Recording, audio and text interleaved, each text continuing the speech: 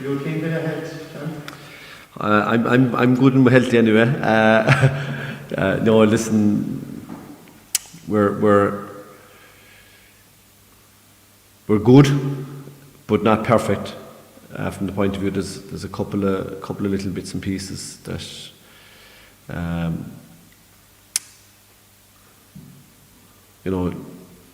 we expect to be fine, but at the same time, it's a bit early in the week to say that they will be 100% right. So all going well, they will be. We had a bit of a setback last week with Mikey Casey because when he came back in, he happened to give his knee a bit of a jar and picked up an injury unrelated to his ACL, which was a pity, which we're very disappointed for him, really, because it was his first night participating in a full session and just pure bad luck. It was totally unrelated to his ACL, and he just picked up an injury that will keep him sidelined for maybe another 5 or 6 weeks, maybe a little bit with it. So it's disappointing for him, really, after all the work he put in. So yeah, that was a tough one to take, now, to be honest, for him in particular. The amount of work he had put in, and for it to get a setback so soon after coming back in was disappointing. But knowing Mikey, he'll bounce back from it. It was very disappointing initially, but he's managed to park it now and get ready to get his recovery ongoing for the next few weeks. Other than that, we've one or two little bits and pieces, as I said, but I'm hoping that they'll all be okay. They're small things, but at the same time, I'll be happy when I see that they're okay by Friday night. John, the overall mood in the camp going into it, it's third consecutive Munster final. Is there are fellas bouncing off the ground in training, or how are they approaching this one? To be fair, they came back in after the last game full of energy. They were, there was a really, really good piece of work done Tuesday last week and Friday of last week and on Sunday. I think getting that first championship match, under your belt is a huge lift, and whilst we didn't play, our best hurling on the day, or weren't left to play our best hurling on the day, we did a lot of really good things at the same time, and we know there's areas that we've got to improve on over this period now, we'll say, in terms of our shooting accuracy, in terms of our use of the ball. We know we can do better in those areas, and we've really knuckled down now. The boys have knuckled down in terms of trying to find those improvements now for Sunday. You were expecting a mobile Chris Buhner, like is what you described Cork as. What are you expecting from Tipperary come Sunday? Well, I was here to see them playing Clare, and they worked really, really hard on the day. They were very strong on their accuracy, as always. They're a really accurate bunch of players. They're a very talented bunch of hurlers, and we've had some titanic battles with them, not least last year in Cork. So I think it'll be really tight, and I think both teams will work extremely hard, and the chances that do arise, it'll be important for both teams to be taking their chances when they do come around. The familiarity with playing Tipperary, I think it's going to be the fifth championship meeting under your tenure between the two sides. Obviously played each other a lot in the league as well. How does that dynamic feed into the game? I think you've won 3 of the 4 championship games. That perception that Limerick are, wouldn't say dominant, but are certainly on top in the head-to-head stakes. How does that dynamic feed into the game? Doesn't come into my mindset at all. We're very, very focused on Sunday for the game that it is itself. It's a Munster final. There are huge occasions in any player's life. We spent years, where we couldn't even qualify for a Munster final. So, we're very appreciative of the fact that we have qualified again for another Munster final, and we want to make sure to, recognise that, honour in contesting the Munster final, and hopefully we can produce a performance that's worthy of being there. You mentioned being here for the Tip and Clare game. The talking point coming out of that was the signaling shown to the Clare player. As you watched it unfold, was that your understanding of the rule, or have you had to kind of rethink what you thought the rule was, or what way did you view that on the afternoon and in the coming days since? I know that a lot has been said and written about that particular incident. We flagged this issue maybe back when the rule came out. First of all, that there were too many moving parts to the rule for referees to be put in that position to have to adjudicate in those situations. So my sympathy goes to the referees in this situation, trying to have to adjudicate those difficult scenarios. But listen, I suppose for me, my abiding memory of that subsequent 10 minutes is how ruthless Tipperary were in terms of taking the opportunity that came their way in that 10-minute period. They put the game to bed. They really put Clare to the sword, and they weren't in any way affected by the decision in terms of their application to their game plan. And I think it was a comprehensive, ruthless exhibition that they gave in that period of the game to put it to bed. You did mention after the car clash that losing Peter Casey, that you're kind of somewhat glad that you've gone through that process, and obviously you never, I suppose, premeditate losing a player during a game, but you're happy enough going into the Munster final that you've had that experience now playing with 10 men. We saw the damage that Tipperary inflicted on Clare, so that you're going to be something prepared for that scenario if it should arise at the weekend. Yeah, hopefully it won't.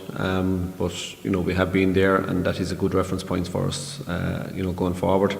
But listen, hopefully that won't arise for either side. That's the scenario. But if it does happen, we're prepared for it. One thing I would like to finally ask you about is the under-20s. I know Cathal O'Neill and Callum Cochran both named on the bench the last day.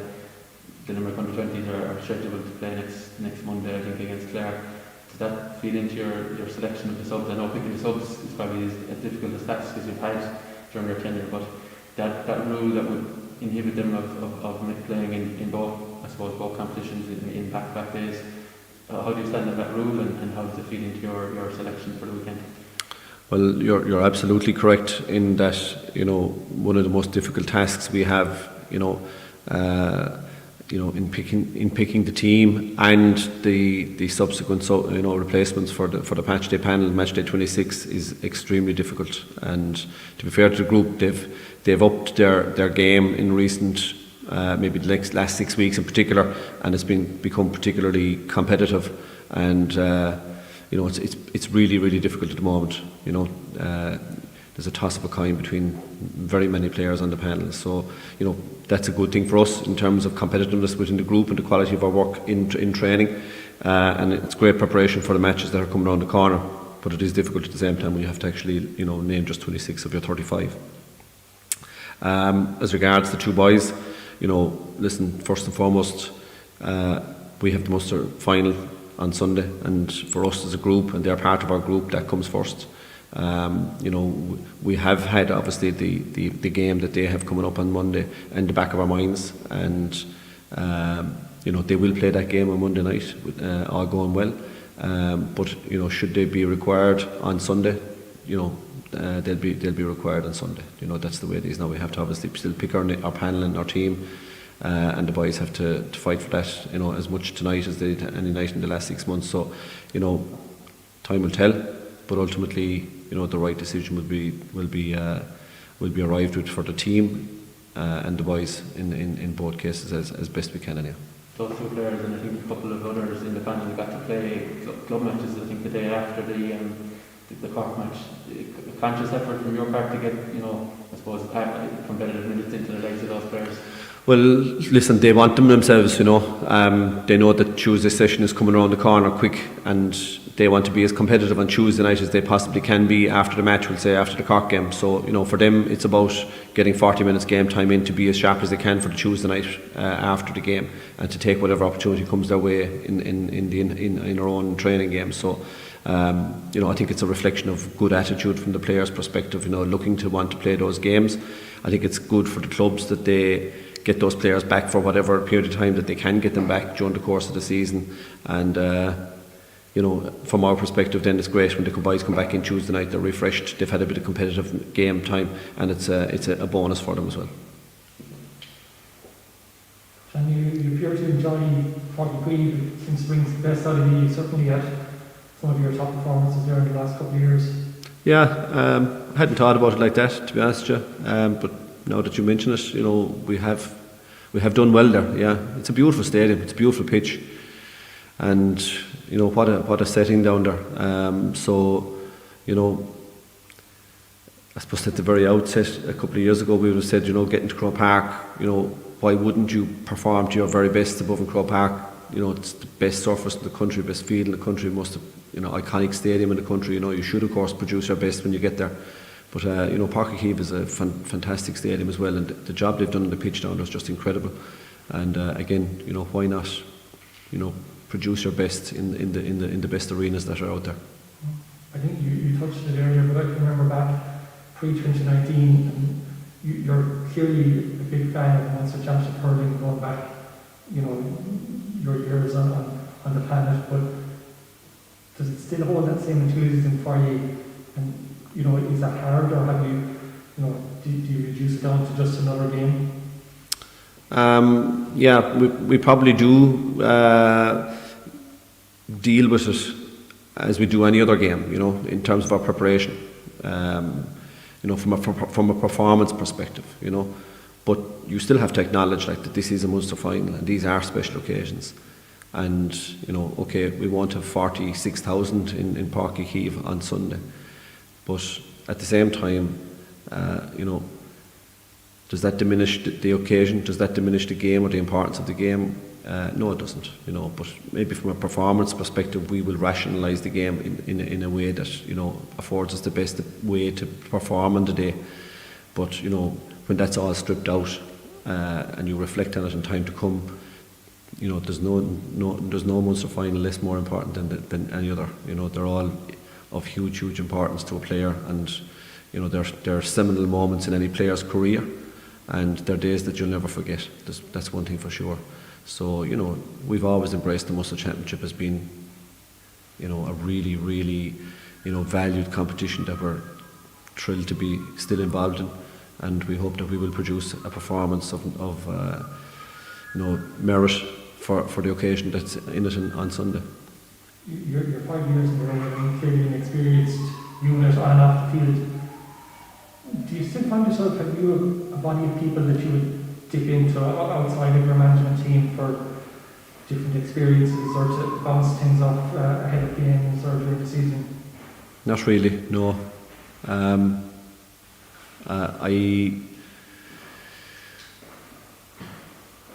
I would put all my store on the group that we have, involved. It's enough, believe me, because when you've spoken to, everybody that's involved, our selectors obviously and coaches, when you've spoken to your analysis team, at that rate you've definitely spent enough time on the phone or enough time on Zoom calls or here in the stadium after training sitting down talking, or as well this evening sitting down before training, so no, I very much stick to the group that we have here, and they all see the players in their performances in training, so they know best where lads are at, and fellas' progressions out of injuries and fellas' form, as it were, and confidence levels, and players that are maybe particularly suited for a particular opposition, or that type of scenario. So rather than complicating it, we stick very, very much to our core group here. And you spoke about players enjoying the occasion. How about yourself? Do you get to enjoy occasions like Munster finals anymore? Listen, I'll be honest with you, I enjoy every day that I'm with these lads, whether it be training here or popping into the gym or match day. We enjoy what we do. We work hard to enjoy it. it can be difficult at times, obviously, if there's a phase of a game where you're maybe, struggling maybe, to get on the ball, or, the opposition are hurting you at a particular time, obviously, that's the challenge of it. But I've always very much enjoyed, and I know that everybody involved very much enjoys working with these guys, and they're a special group. The atmosphere is fantastic around them. We share our highs, we share our lows, whether it be winning or losing, and there's a great bond there between everybody, and it's a very enjoyable place to be around and a very enjoyable place to work. Finally, for me, you've seen change in the weather today, and there's certainly expected to be in the high 20s or mid 20s on Sunday. What kind of bearing do you think that will have in the game? Yes, listen, it's going to be championship stuff, isn't it? It's an awful pity we haven't got 46,000 marching down the banks of the Lee heading to Páirc Uí Chaoimh. What a phenomenal sight that would be, and what an atmosphere there would be, in such circumstances. But I'm sure that those that do get to go with the magic ticket will make themselves loud, and will create a very special atmosphere. And for people attending the matches this year, they are probably living out historical occasions, if you like, being the ones that were fortunate enough to be in Thurles or in Páirc Uí Chaoimh or wherever it might be later on in the year. So they're very, very fortunate. So I'm sure they'll reciprocate that with the support that's required. But I think the weather is, yes, definitely going to be warmer. But having said that, I think these players are quite used to, recent weeks temperatures being in the high teens, low 20s, and when they're out in the field training for 70 minutes or 80 minutes, they're heated up to as much as they're going to be on any given day. So hydration is probably going to be a little bit of a challenge to make sure and get that right beforehand. But I think the lads will embrace, whether it's a monsoon or whether it's a heat wave, we'll just embrace the conditions, and if there's a challenge involved, we'll embrace that challenge too.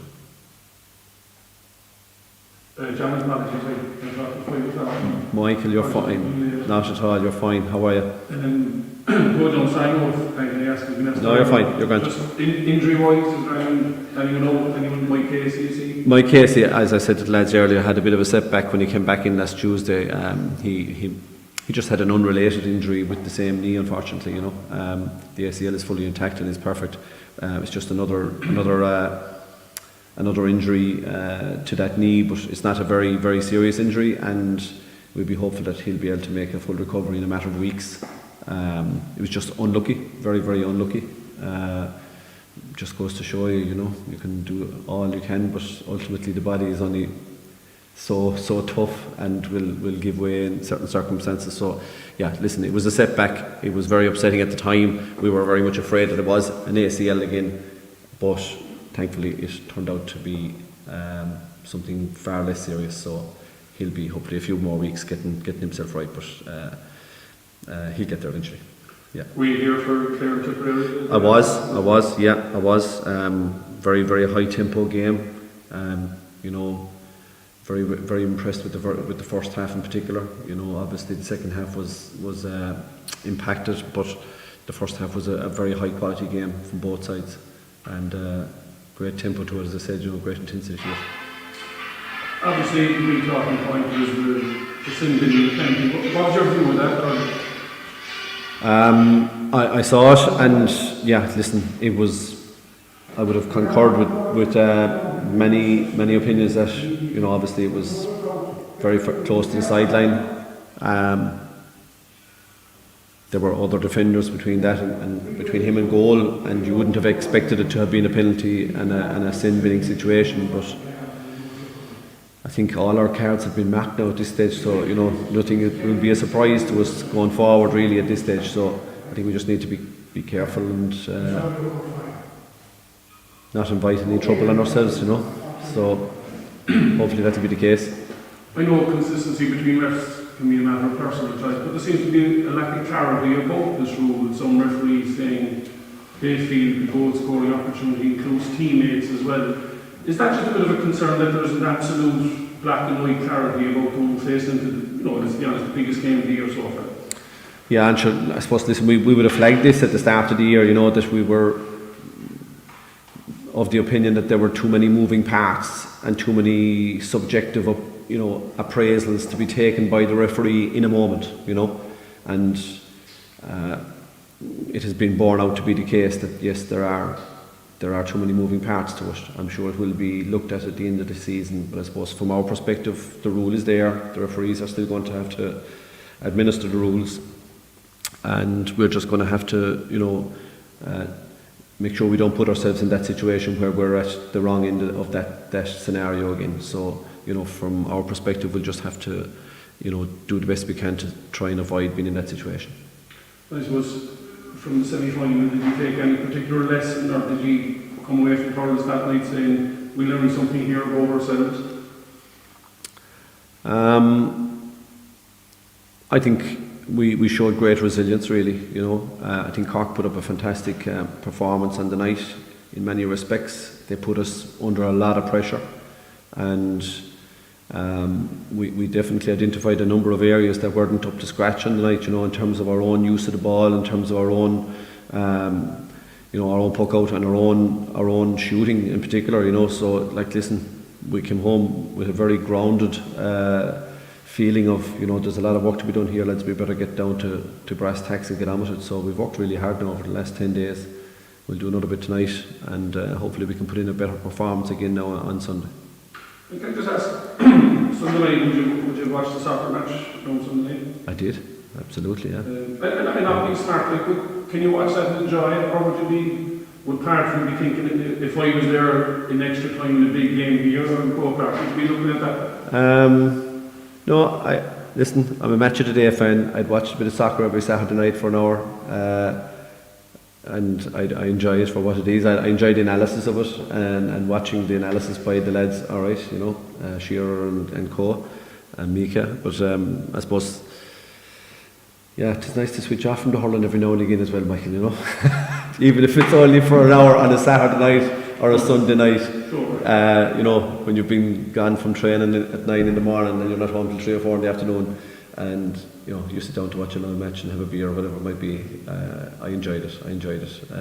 It was an intriguing battle. I suppose the early goal brought the Italians out of their shell, and they had to go and fight for it in the second half, and they showed class, I suppose, really in doing that.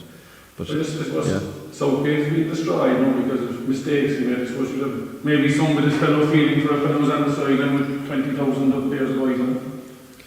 Yeah, and I was watching the interactions in the huddles, we'll say, as they were getting ready for the penalties, and the two groups were complete polar opposites. The Italians seemed to know, without it being spelled out, who was doing what, and whereas the English camp appeared to need to give that detail out, and to go through it with the lads. So yeah, every camp is different, I suppose. Gareth Southgate spent a month getting pats in the back, and sure, in the space of 10 seconds, he started getting a kick, and that's no surprise. But, yeah, I enjoyed the tournament. It was a good tournament. I think overall, some good games, and just pity we weren't there.